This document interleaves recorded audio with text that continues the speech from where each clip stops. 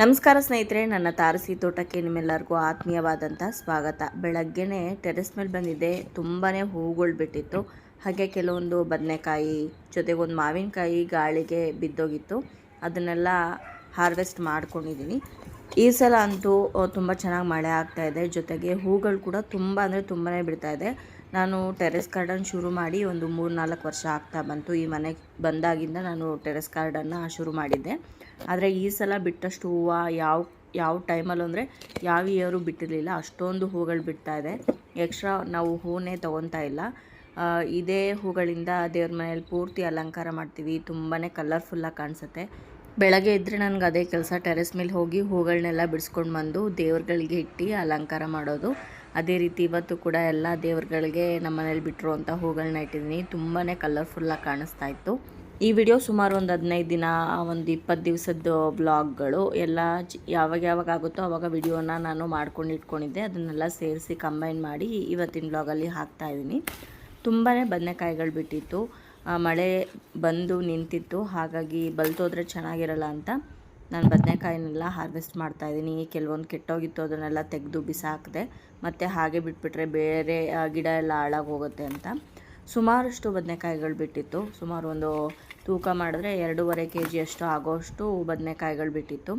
ನಾವು ಯೂಸ್ ಮಾಡಿದ್ವಿ, ನಮಗೆ ಪರಿಚಯ ಇದ್ದವ್ರಿಗೆ ಕೊಟ್ವಿ. ಹಾಗೆ ನಮ್ಮ ಮನೆ ಬಾಡಿಗೆಲಿರೋರ್ಗೂ ಕೂಡ ಬದನೆಕಾಯಿಗಳನ್ನ ಶೇರ್ ಮಾಡ್ಕೊಂಡ್ವಿ. ಏನೋ ಒಂಥರ ನಾವು ಬೆಳೆದಿರೋದು ಅಂತ ಖುಷಿಯಾಗತ್ತೆ. ಹಾಗೆ ಆರ್ಗ್ಯಾನಿಕ್ಕಾಗಿ ಯಾವುದೇ ರಾಸಾಯನಿಕ ಗೊಬ್ಬರವನ್ನು ಬಳಸದೆ ಬೆಳೆದಿರೋದ್ರಿಂದ ಆರೋಗ್ಯಕ್ಕೂ ಕೂಡ ತುಂಬಾ ಒಳ್ಳೆಯದು. ಇದು ಮೈಸೂರು ಬದನೆಕಾಯಿ. ಈ ಬದನೆಕಾಯಲ್ಲಿ ವಾಂಗಿಬಾತ್ ಚೆನ್ನಾಗಿರುತ್ತೆ. ಜೊತೆಗೆ ಗೊಜ್ಜು ಥರ ಮಾಡ್ತಾರೆ, ಪಲ್ಯನೂ ಮಾಡ್ತಾರೆ. ಅದು ಕೂಡ ತುಂಬ ಚೆನ್ನಾಗಿರುತ್ತೆ. ಹುಳಿ ಸಾಂಬಾರ್ಗೆ ಹಾಕೋದಕ್ಕೆ ಚೆನ್ನಾಗಿರುತ್ತೆ. ನಾವು ಇದರಲ್ಲಿ ಮೊಸರು ಹಾಕ್ಬಿಟ್ಟು ಹಸೆಳ್ಳೆ ಅಂತ ಮಾಡ್ತೀವಿ. ಅದು ಕೂಡ ತುಂಬಾ ಚೆನ್ನಾಗಿರುತ್ತೆ. ಇನ್ನು ಅಷ್ಟೇ ಅಲ್ಲದೆ ಈ ಬದನೆಕಾಯಿನ ಮಸ್ಕಾಯಿ ಹಾಗೆ ಬದನೆಕಾಯಿ ಬಜ್ಜಿ ಕಿವುಚ್ತಾರೆ. ಅದು ಮಾಡೋದಕ್ಕೂ ಕೂಡ ತುಂಬಾ ಚೆನ್ನಾಗಿರುತ್ತೆ.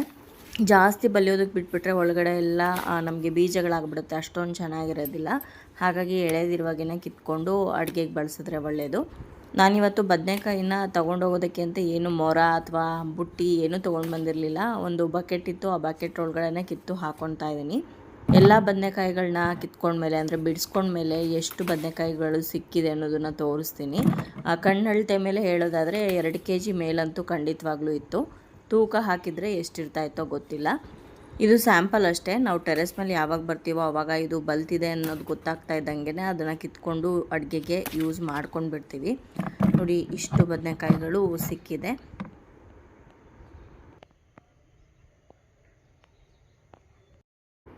ಇದು ಇನ್ನೊಂದು ದಿವಸ ಬೆಳಗ್ಗೆನೇ ಮಾಡಿರೋವಂಥ ವಿಡಿಯೋ. ಮಲ್ಲಿಗೆ ಹೂವಿನ ಗಿಡದಲ್ಲಿ ಮಲ್ಲಿಗೆ ಹೂಗಳು ತುಂಬಾ ಜಾಸ್ತಿ ಬಿಟ್ಟಿತ್ತು. ಇದು ಆಲ್ರೆಡಿ 3ನೇ ಸಲ ಬಿಡ್ತಾ ಇರೋವಂಥ ಹೂವು. ಒಂದ್ಸಲ ಪೂರ್ತಿಯಾಗಿ ಹೂ ಬಿಟ್ಟು ಹೂವೆಲ್ಲ ಕಡಿಮೆ ಆದಮೇಲೆ ಮತ್ತೊಂದು ಸಲ ಚಿಗುರಿ ಮೊಗ್ಗಾಗಿ ಹೂ ಬಿಡೋದಕ್ಕೆ ಶುರುವಾಗುತ್ತೆ. ಬೇಸಿಗೆ ಇನ್ನೇನು ಆರಂಭ ಆಗ್ತಾಯಿದೆ ಅನ್ನುವಾಗ ಮಲ್ಲಿಗೆ ಹೂ ಬಿಡೋದಕ್ಕೆ ಶುರುವಾದರೆ ಮಳೆಗಾಲ ಇನ್ನೇನು ಮುಗಿತಾ ಬರ್ತಾಯಿದೆ ಅನ್ನೋವರೆಗೂ ಕೂಡ ಮಲ್ಲಿಗೆ ಹೂಗಳು ಬಿಡ್ತಾ ಇರುತ್ತೆ. ಏನು ಮಾಡಬೇಕಂದ್ರೆ ನಾವು ಒಂದು ಸಲ ಹೂ ಎಲ್ಲ ಬಿಟ್ಟು ಹೋದ್ಮೇಲೆ ಕಟ್ ಮಾಡ್ತಾ ಇರಬೇಕು. ಪ್ರೂನ್ ಮಾಡಿದ್ರೆ ಮತ್ತೆ ಚೆನ್ನಾಗಿ ಹೂಗಳು ಬಿಡುತ್ತೆ. ದುಂಡ್ಮಲ್ಗೆ ಹೂ ಇದು. ರಾತ್ರಿನೇ ಮೊಗ್ಗು ಬಿಡಿಸ್ಕೊಂಡಿದ್ರೆ ಚೆನ್ನಾಗಿರ್ತಾಯಿತ್ತು. ಇವತ್ತು ನಾನು ನೆನ್ನೆ ಸಂಜೆ ಬಂದಿರಲಿಲ್ಲ ಟೆರೆಸ್ ಮೇಲೆ. ಹಾಗಾಗಿ ಹೂಗಳು ಪೂರ್ತಿ ಅರಳಿತ್ತು, ಘಮ ಘಮ ಅಂತಾಯಿತ್ತು ಟೆರೆಸ್ ಎಲ್ಲ. ನಾನು ಹೂಗಳನ್ನೇ ಬಿಡಿಸ್ಕೊಂಡಿದ್ದೀನಿ. ಕಟ್ಟಿದ್ರೆ ಸುಮಾರು ಒಂದು ಅರ್ಧ ಮೊಳ ಆಗೋಷ್ಟು ಹೂಗಳು ಸಿಗ್ತಾಯಿತ್ತು. ಮಲ್ಲಿಗೆ ಹೂವಿನ ಜೊತೆಗೆ ಸಂಪಿಗೆ ಹೂಗಳು ಕೂಡ 2 ಬಿಟ್ಟಿತ್ತು. ಅದನ್ನು ಹಾರ್ವೆಸ್ಟ್ ಮಾಡ್ಕೊಂಡಿದ್ದೀನಿ.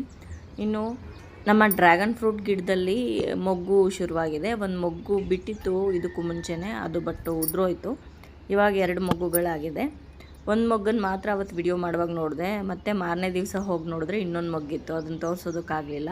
ನೆಕ್ಸ್ಟ್ ವಿಡಿಯೋದಲ್ಲಿ ತೋರಿಸ್ತೀನಿ ಎಷ್ಟು ದಪ್ಪ ಆಗಿದೆ ಅಂತ ಅಪ್ಡೇಟ್ ಕೊಡುವಾಗ. ಈ ಗಿಡಕ್ಕಂತೂ ಏನು ಕೇರೇ ಬೇಡ. ತುಂಬಾ ಸಿಂಪಲ್ಲಾಗಿ ಬೆಳೆಸ್ಬೋದು ಇದನ್ನು. ಒಂದು ಚಿಕ್ಕ ಕೊಂಬೆನ ತೊಗೊಂಡು ಬಂದು ನೆಟ್ಟರೆ ಸಾಕು, ಅದರಷ್ಟಕ್ಕೆ ಅದನ್ನೇ ಬೆಳ್ಕೊಂಡು ಹೋಗುತ್ತೆ. ಸ್ವಲ್ಪ ಬಿಸಿಲು ಜಾಸ್ತಿ ಆಗಿದ್ದ ಕಾರಣ ಗಿಡ ಎಲ್ಲ ಯೆಲ್ಲೋ ಕಲರ್ ಆಗಿತ್ತು. ಇವಾಗ ಮಳೆ ಬೀಳ್ತಾ ಇರೋದ್ರಿಂದ ನಾರ್ಮಲಾಗಿ ಗ್ರೀನ್ ಕಲರ್ಗೆ ಟರ್ನ್ ಆಗ್ತಾ ಇದೆ. ಹೊಸ ಚಿಗುರುಗಳು ಕೂಡ ಬರ್ತಾ ಇದೆ. ಇದನ್ನು ಸರಿಯಾಗಿ ನಾವು ಚಿಕ್ಕದಿರುವಾಗಲೇ ಹ್ಯಾಂಡಲ್ ಮಾಡಬೇಕು. ಇಲ್ಲ ಪೂರ್ತಿ ದೊಡ್ಡದಾಗ್ಬಿಟ್ರೆ ಅದರಲ್ಲಿ ಮುಳ್ಳಿರೋದ್ರಿಂದ ನಾವು ಹೇಗಂದರೆ ಹಾಗೆ ಅದನ್ನು ಗಿಡನ ಸರಿ ಮಾಡೋದಕ್ಕಾಗಲ್ಲ. ಇನ್ನು ಮಾವಿನಕಾಯಿಗಳು ಸೈಜ್ ಅಷ್ಟೇ ಇದೆ, ಬಟ್ ಕಲರ್ ಅಂತೂ ಚೇಂಜ್ ಆಗ್ತಾ ಇಲ್ಲ. ಯಾವಾಗ ಹಾರ್ವೆಸ್ಟ್ ಮಾಡಲಿ ಅನ್ನಿಸ್ತಾ ಇದೆ. ನನಗೇನು ಭಯ ಅಂತಂದರೆ ಪಕ್ಷಿಗಳು ಎಲ್ಲ ಹಾಳು ಮಾಡಾಕ್ಬಿಡ್ತವೇನೋ, ಮತ್ತು ನನ್ನ ಹಸ್ಬೆಂಡು ಸುಮ್ಮನೆ ಅಷ್ಟು ದಿನ ಬಿಡಬೇಡ ಕಿತ್ಕೋ ಅಂತ ಇರ್ತಾರೆ. ಇಷ್ಟು ದಿನ ತುಂಬ ಜೋಪಾನವಾಗಿ ಕಾಪಾಡ್ಕೊಂಡು ಬಂದು ಇವಾಗೇನಾದರೂ ಹಣ್ಣು ಬಿದ್ದೇನಾದರೂ ಹಾಳಾಗೋದ್ರೆ ಅಥವಾ ಕೆಟ್ಟೋದ್ರೆ ಅಥವಾ ಪಕ್ಷಿಗಳೇನಾದರೂ ತಿಂದಾಕ್ಬಿಟ್ರೆ ತುಂಬಾ ಬೇಜಾರಾಗುತ್ತೆ. ಟೋಟಲಾಗಿ ಇವಾಗ ದಪ್ಪಗಿರೋವಂತಹ ಕಾಯಿಗಳು 4 ಇದೆ. ಒಂದೇ ಸೈಜ್ ಬಂದಿರೋವಂಥ ಕಾಯಿಗಳು ಅಷ್ಟೇ ದಪ್ಪಗಾಗಿದ್ದು. ಅದಾದಮೇಲೆ ಪುಟ್ಟದಾಗಿತ್ತಲ್ಲ ಅದೆಲ್ಲ ಸೈಜೇ ಬರಲಿಲ್ಲ, ಚಿಕ್ಕದಾಗೇ ಉಳ್ಕೊಂಡ್ಬಿಟ್ವು. ಯಾಕಂದರೆ ಆ ಗಿಡಕ್ಕೆ ಪೋಷಕಾಂಶ ಸಾಕಾಗ್ತಾಯಿಲ್ಲ ಅನಿಸುತ್ತೆ. ಡ್ರಮ್ ಬೇರೆ ಸೀಳ್ಕೆ ಬಿಟ್ಬಿಟ್ಟಿದೆಯಲ್ಲ, ಹಾಗಾಗಿ ನಾವು ಹಾಕೋವಂಥ ನೀರು ಗೊಬ್ಬರ ಎಲ್ಲದೂ ಕೂಡ ಅದರಿಂದ ಹೊರಗಡೆ ಬರ್ತಾಯಿದೆ. ಆದಷ್ಟು ಬೇಗ ಇದನ್ನು ಹಣ್ಣೆಲ್ಲ ಖಾಲಿ ಆದಮೇಲೆ ರೀಪಾಟ್ ಮಾಡಬೇಕು. ಈ ಗಿಡನ ಹೇಗೆ ಮಾಡಬೇಕು, ಯಾವುದಕ್ಕೆ ಮಾಡಬೇಕೋ ಒಂದು ತಿಳಿತಾ ಇಲ್ಲ. ಇನ್ನು ಬೆಂಗಳೂರಲ್ಲಂತೂ ಒಂದು ವಾರದಿಂದ ಆವಾಗ ಮಳೆ ಆಗ್ತಾನೇ ಇತ್ತು. ಇನ್ನು ನಮ್ಮ ಮನೆಯಲ್ಲಿ ಸ್ವಲ್ಪ ಕೆಲವೊಂದು ತರಕಾರಿ ಬೀಜಗಳಿತ್ತು. ನಮ್ಮ ಅತ್ತೆ ಕೂಡ ಬಂದಿದ್ದರು, ಹಾಗಾಗಿ ಖಾಲಿ ಇರೋವಂಥ ಪಾಟ್ಗಳಿಗೆಲ್ಲ ಬೀಜಗಳನ್ನು ನೆಡ್ತಾ ಇದ್ದಾರೆ. ಹುರುಳಿಕಾಯಿ ಬೀಜ, ಬೆಂಡೆಕಾಯಿ ಬೀಜ, ಗೋರಿಕಾಯಿ ಅಂದರೆ ಚವಳಿಕಾಯಿ ಅಂತೀವಲ್ವ ಅದ್ರ ಬೀಜ, ಮತ್ತು ಪುಂಡಿ ಸೊಪ್ಪಿನ ಬೀಜ, ಈ ರೀತಿ ಯಾವುದ್ಯಾವ್ದ್ರಲ್ಲಿ ಖಾಲಿ ಇತ್ತೋ ಅದನ್ನೆಲ್ಲ ಸ್ವಲ್ಪ ಕ್ಲೀನ್ ಮಾಡಿಕೊಂಡು ಅವರು ಬೀಜಗಳನ್ನು ನೆಟ್ಟಿದ್ದಾರೆ. ಪ್ರಾಬಬ್ಲಿ ನಾನು ನೆಕ್ಸ್ಟ್ ವಿಡಿಯೋದಲ್ಲಿ ಅದರ ಅಪ್ಡೇಟ್ಸ್ ಕೊಡ್ತೀನಿ ಎಷ್ಟೆಷ್ಟು ದೊಡ್ಡದಾಗಿದೆ ಅನ್ನೋದನ್ನು. ನಾನು ಹೇಳಿದ್ನಲ್ವ, ಹೂಗಳಂತೂ ಈ ಸಲ ಸಿಕ್ಕಾಪಟ್ಟೆ ಹೂಗಳು ಬಿಡ್ತಾ ಇದೆ. ನಾನು ಏನೂ ಪ್ರೂನ್ ಮಾಡಿಲ್ಲ. ಯಾವ ದಾಸವಾಳ ಹೂಗಳ ಗಿಡನೂ ಕೂಡ ನಾನು ಈ ಸಲ ಪ್ರೂನ್ ಮಾಡಿಲ್ಲ.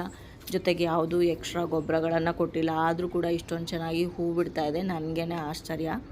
ಬರೀ ನಾಟಿ ಅಂದರೆ ದೇಸಿ ವೆರೈಟಿ ಗಿಡಗಳಲ್ಲಿ ಮಾತ್ರನೇ ಅಲ್ಲದೆ ಹೈಬ್ರಿಡ್ ವೆರೈಟಿ ದಾಸವಾಳಗಳು ಕೂಡ ತುಂಬಾ ಹೂಗಳು ಬಿಡ್ತಾ ಇದೆ. ಒಂದು ಬುಟ್ಟಿ ತೊಗೊಂಡು ಬಂದರೆ ಆ ಬುಟ್ಟಿ ತುಂಬೋಗುತ್ತೆ. ಬುಟ್ಟಿನೇ ಸಾಕಾಗೋದಿಲ್ಲ, ಅಷ್ಟೊಂದು ಹೂಗಳು ಡೈಲಿ ಸಿಗುತ್ತೆ. ಬೆಳಗ್ಗೆ ಆದರೆ ಎಷ್ಟು ಬೇಗ ಟೆರೆಸ್ ಮೇಲೆ ಬರ್ತೀನೋ ಆ ಹೂಗಳನ್ನೆಲ್ಲ ಬಿಡಿಸ್ಕೊಂಡು ಹೋಗಿ ನನ್ನ ದೇವ್ರ ಮನೆಗಿಟ್ಟು ಅಲಂಕಾರ ಮಾಡ್ತೀನೋ ಅನ್ನೋದೇ ಖುಷಿಯಾಗತ್ತೆ. ಇನ್ನು ಇಲ್ಲಿ ಸೀಬೆ ಹಣ್ಣಿನ ಗಿಡ ನೋಡ್ತಾ ಇದ್ರೆ ಇದರಲ್ಲೆಲ್ಲ ಹುಳುಗಳಾಗಿತ್ತು. ಆದರೆ ಮಳೆ ಎಲ್ಲ ಚೆನ್ನಾಗಿ ಬಿದ್ದ ಮೇಲೆ ಹುಳುಗಳೆಲ್ಲ ಕಡಿಮೆ ಆಗಿದೆ. ಸೀಬೆಕಾಯೆಲ್ಲ ಈಚು ಇವಾಗ ಪೀಚ್ ಆಗಿದೆ. ಇದೆಲ್ಲ ದೊಡ್ಡದಾಗಕ್ಕೆ ಸುಮಾರು ಒಂದು 3-4 ತಿಂಗಳು ಬೇಕು. ಹತ್ರ ನಮಗೆ ಶ್ರಾವಣ ಮಾಸ ಅಂದರೆ ವರಮಹಾಲಕ್ಷ್ಮಿ ಹಬ್ಬದ ಟೈಮಲ್ಲಿ ಚೆನ್ನಾಗಿ ದಪ್ಪ ಆಗಿ ಹಣ್ಣಾಗತ್ತೆ. ಸುಮಾರು ಕಾಯಿಗಳಿದೆ ಗಿಡದಲ್ಲಿ.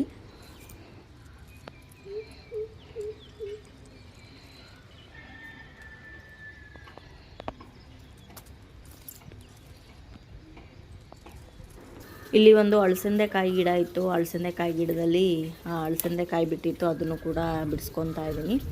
ಇದನ್ನೆಲ್ಲ ನಾನು ಹಾಕಿರೋದಲ್ಲ, ಅದರಷ್ಟಕ್ಕದೇ ಕಾಳು ಯಾವಾಗಲೂ ಒಂದು ಬಿದ್ದಿರುತ್ತೆ ಪಾಟಲ್ಲಿ, ಹಾಗೆ ಉಟ್ಕೊಂಡಿರುತ್ತೆ. ಇನ್ನು ಈ ಗಿಡ ನಿಮಗೆ ಗೊತ್ತಾ, ಇದನ್ನು ಕಾಡು ಬದನೆ ಅಂತ ಕರೀತಾರೆ. ಹಾಗೆ ಇನ್ನು ಇದನ್ನು ಕೆಲವರು ಸುಂಡೆಕಾಯಿ ಅಂತ ಕರೀತಾರೆ. ಇದು ಆರೋಗ್ಯಕ್ಕೆ ತುಂಬಾ ಒಳ್ಳೆಯದಂತೆ. ಬಟ್ ನನಗೆ ಗೊತ್ತೇ ಇರಲಿಲ್ಲ ಇದನ್ನು ಅಡುಗೆಗೆ ಬಳಸ್ತಾರೆ ಅಂತ. ನಾನು ಇತ್ತೀಚೆಗೆ ಸುಮಾರು ಸೋಷಿಯಲ್ ಮೀಡಿಯಾಗಳಲ್ಲಿ ವಿಡಿಯೋಗಳೆಲ್ಲ ನೋಡಿ ತಿಳ್ಕೊಂಡೆ. ಹಾಗೆ ಈ ಕಾಯಿ ಆರೋಗ್ಯಕ್ಕೂ ಕೂಡ ತುಂಬಾ ಒಳ್ಳೆಯದಂತೆ. ಉರಿ ಮೂತ್ರ ಕಡಿಮೆ ಆಗತ್ತಂತೆ, ಹಾಗೆ ಗ್ಯಾಸ್ಟ್ರಿಕ್ ಸಮಸ್ಯೆ ಇದ್ದರೆ ಕಡಿಮೆ ಆಗತ್ತಂತೆ, ಹೊಟ್ಟೆಲ್ಲಂದ್ರೂ ಹುಣ್ಣಾಗಿದ್ದರೆ ಅದೆಲ್ಲ ಕಡಿಮೆ ಆಗುತ್ತೆ ಅಂತ ಹೇಳ್ತಾರೆ. ಹಾಗಾಗಿ ಇದನ್ನು ಬಿಡಿಸ್ಕೊಂಡು ಹೋಗಿ ನಾನು ಗೊಜ್ಜು ಮಾಡಿದ್ದೆ. ತುಂಬಾ ಚೆನ್ನಾಗಿತ್ತು ರುಚಿ. ಆ ಬದನೆಕಾಯಿ ಒಳಗಡೆ ತುಂಬಾ ಬೀಜ ಇರುತ್ತೆ. ಅದನ್ನು ನಾವು ಜಜ್ಜಿ ಅದರೊಳಗಿರೋವಂಥ ಬೀಜನೆಲ್ಲ ತೆಗೆದು ಗೊಜ್ಜು ಮಾಡಬೇಕು. ತುಂಬ ಸಿಂಪಲ್ಲಾಗಿ ಈರುಳ್ಳಿ ಟೊಮೆಟೊ ಹಾಕಿ ಮಾಡಿದಂಥ ಗೊಜ್ಜು. ನೀವೇನಾದರೂ ಅದನ್ನು ಬಳಸಿದರೆ ಅದನ್ನು ಯಾವ ರೀತಿ ನೀವು ಯೂಸ್ ಮಾಡ್ತೀರಾ ಅನ್ನೋದನ್ನು ಕಮೆಂಟ್ಸಲ್ಲಿ ತಿಳಿಸಿ. ವೈಟ್ ಕಲರ್ ರೋಸ್ ಒಂದು ಬಿಟ್ಟಿತ್ತು, ಅದನ್ನು ಹಾರ್ವೆಸ್ಟ್ ಮಾಡ್ಕೊಂಡಿದ್ದೀನಿ.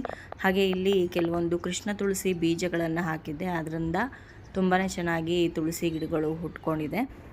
ಸೊ ಇದಾಗಿತ್ತು ನನ್ನ ಟೆರೆಸ್ ಗಾರ್ಡನ್ ಅಪ್ಡೇಟ್. ಈ ವಿಡಿಯೋದಲ್ಲಿ ಎಷ್ಟಾಗುತ್ತೋ ಅಷ್ಟನ್ನು ತೋರಿಸಿದ್ದೀನಿ. ನೆಕ್ಸ್ಟ್ ವಿಡಿಯೋಗೋಸ್ಕರ ಕಾಯ್ತಾ ಇರ್ತೀರಾ ಅಂತ ಭಾವಿಸ್ತೀನಿ. ವಿಡಿಯೋ ಇಷ್ಟ ಆಗಿದರೆ ಲೈಕ್ ಮಾಡಿ, ಬೇರೆಯವ್ರಿಗೂ ಕೂಡ ಶೇರ್ ಮಾಡಿ. ಹಾಗೆ ನಿಮ್ಮ ಅನಿಸಿಕೆ ಅಭಿಪ್ರಾಯವನ್ನು ಖಂಡಿತವಾಗ್ಲೂ ಕಮೆಂಟ್ ಮುಖಾಂತರ ಬರೆದು ತಿಳಿಸಿ. ಮತ್ತೊಂದು ಗಾರ್ಡನಿಂಗ್ ವಿಡಿಯೋದೊಂದಿಗೆ ನಿಮ್ಮನ್ನ ಮತ್ತೆ ಭೇಟಿ ಆಗ್ತೀನಿ. ಅಲ್ಲಿಯವರೆಗೂ ಧನ್ಯವಾದಗಳು. ಗಿಡ ಮರ ಬೆಳೆಸಿ, ಪ್ರಕೃತಿಯನ್ನು ಉಳಿಸಿ. Happy gardening.